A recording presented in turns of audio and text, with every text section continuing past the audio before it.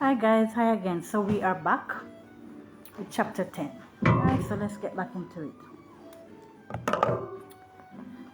Ben, after that night, came in regularly for a chat. He talked of scandals in the town.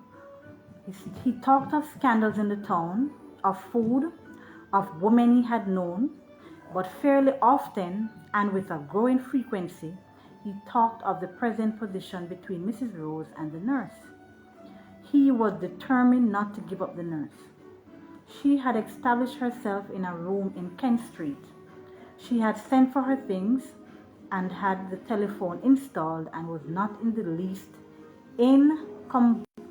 incommoded by the change, and rather benefited in fact, for she now could receive Ben and enjoy his company as long as she liked without fear of interruption. Ben spoke loudly and embarrassed Haynes, who did not want Mrs. Rose to think that he was Ben's confidant, and also Haynes was genuinely sorry for Mrs. Rose. But what about Mrs. Rose, Ben? He asked one day when Ben had been reiterating his determination to maintain his connection with the nurse at all costs. Oh, she alright, man. If she don't like it, let her go to America and look for a husband. He was chewing as usual. You will soon get tired of the nurse. And tired of the nurse? Tired of the nurse?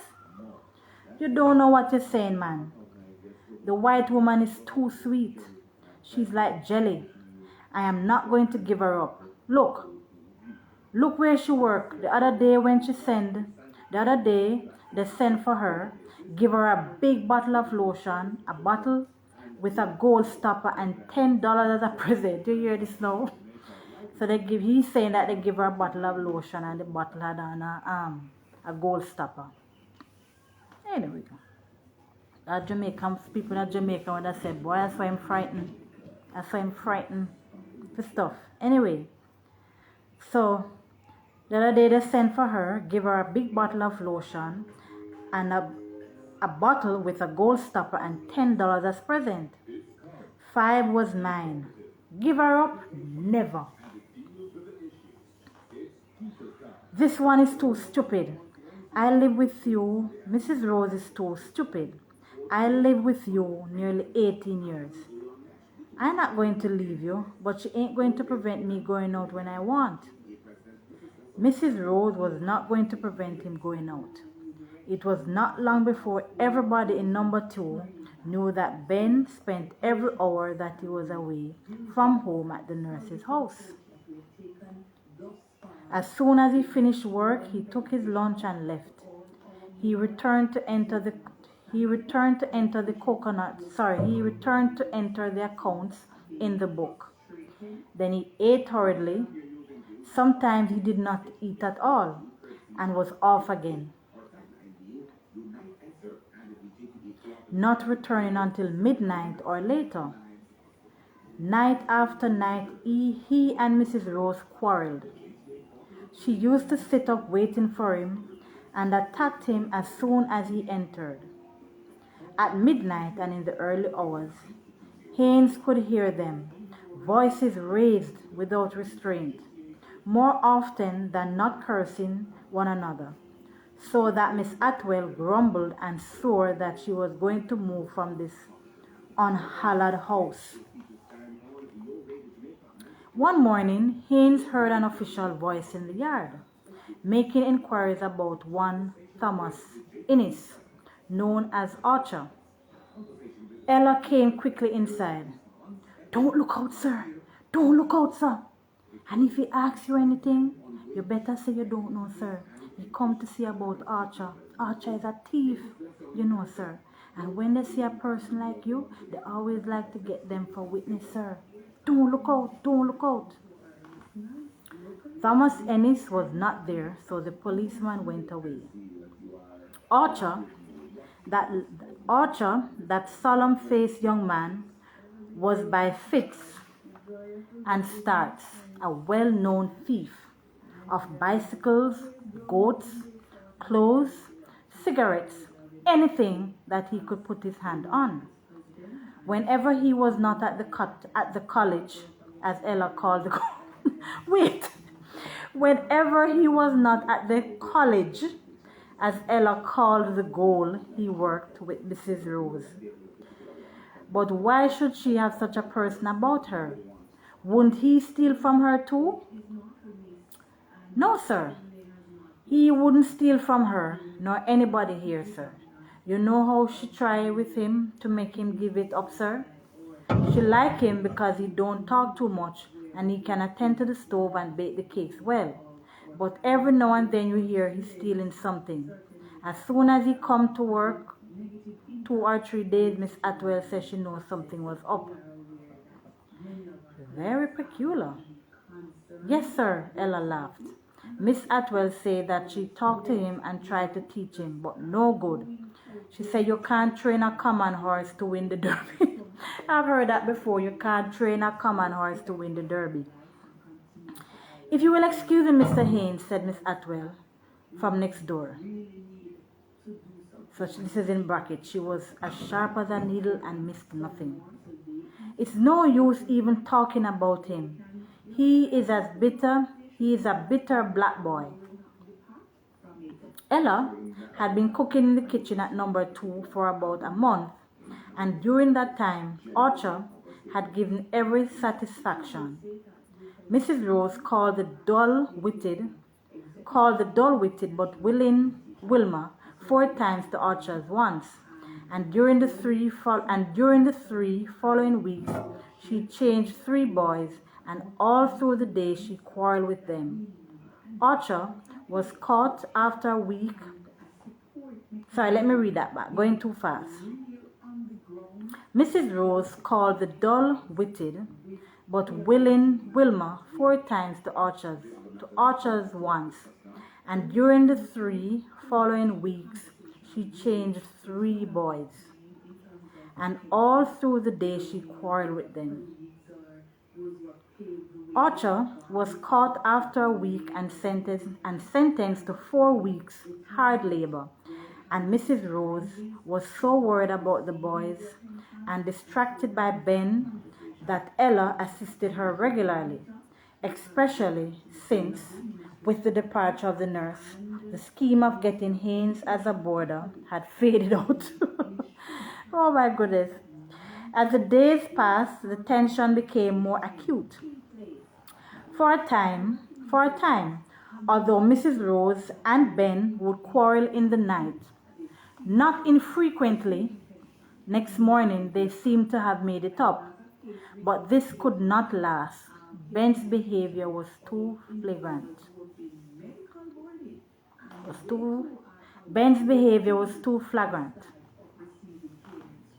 He now came regularly into Haynes' room for a few minutes before he took his lunch or round about dinner, and in fact, whenever he had time to spare, he seemed to avoid being with the others.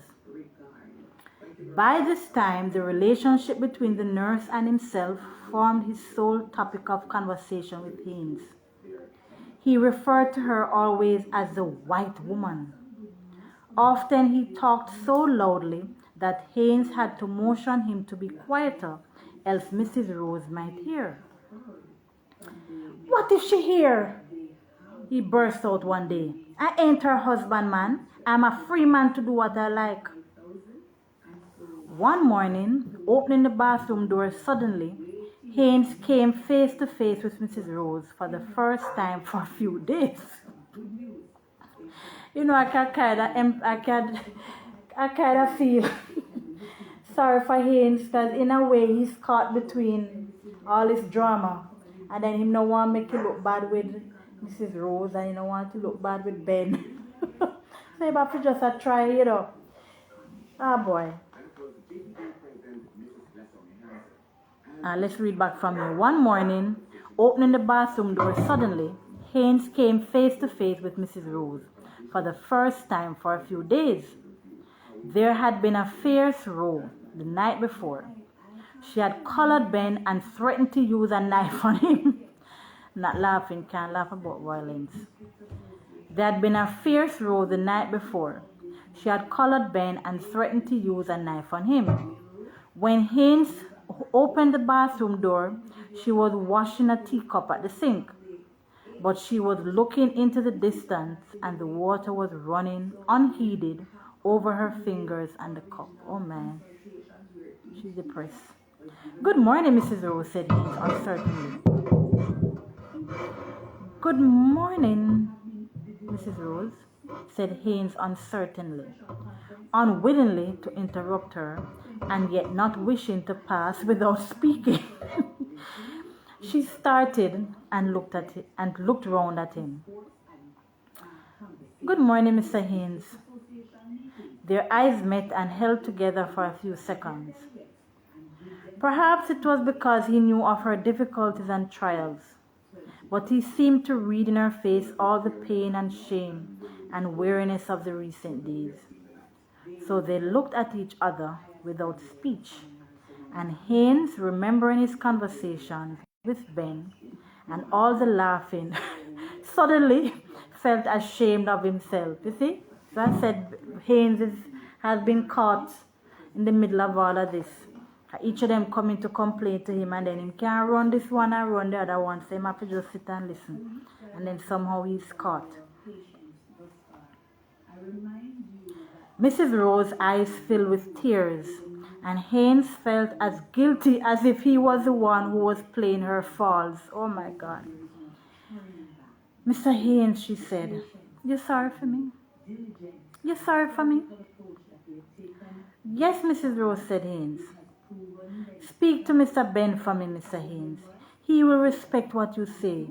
You are young, but you're a gentleman and you have education. Perhaps he will listen to you where others fail. Do that for me.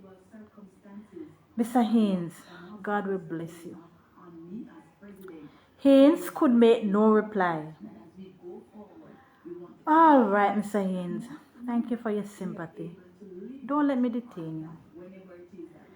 In his conversation with Ben, Haynes had always been careful not to express any opinions on the rupture in the domestic peace of number 2. But moved by Mrs. Rose's appeal, he decided, after much anxious heart-searching, to venture a word of sympathy to Ben when he saw a suitable opening. It would be the first time in his life that he had even voluntarily interfered in anybody's private affairs. Very carefully, he thought over what he could say without giving offense. And at last, being satisfied, waited a suitable opportunity. One afternoon, Ben was on his usual topic, and at a pause in his conversation, Haynes produced a bottle of rum, and while pouring out some, said, You know, I am a man myself, and we all dislike women to boss us. But you are doing this thing too openly and regularly, Ben.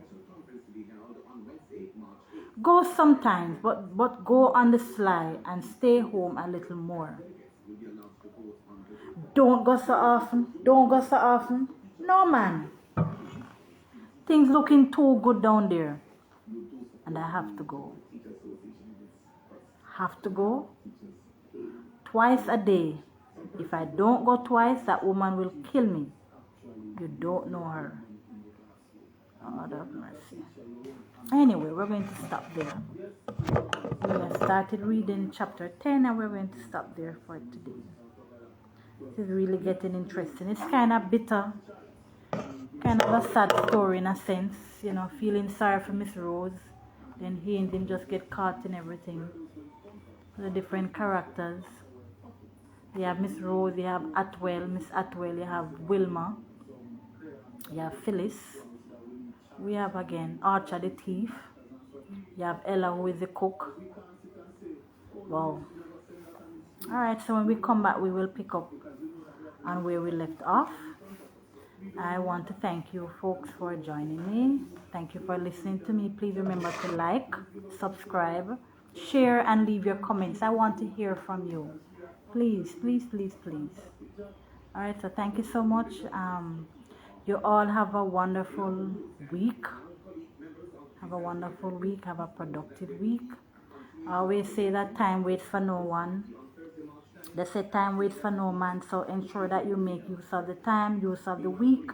Whenever a day goes by and I don't feel like I've been productive or done something, I can say, yes, I spent the day wisely today. I feel so, feel bad about it. Don't feel good in myself, so try to be productive at all times. At the same time, you have to sit and relax. I say, I'll play and know what makes Jack a dull boy or Jill a dull girl. I don't know. You still have to make time to relax and enjoy the beauties of life. Smell the roses and give thanks for life. Alright, enough of my chatting. So, have a good week and we'll be back on again.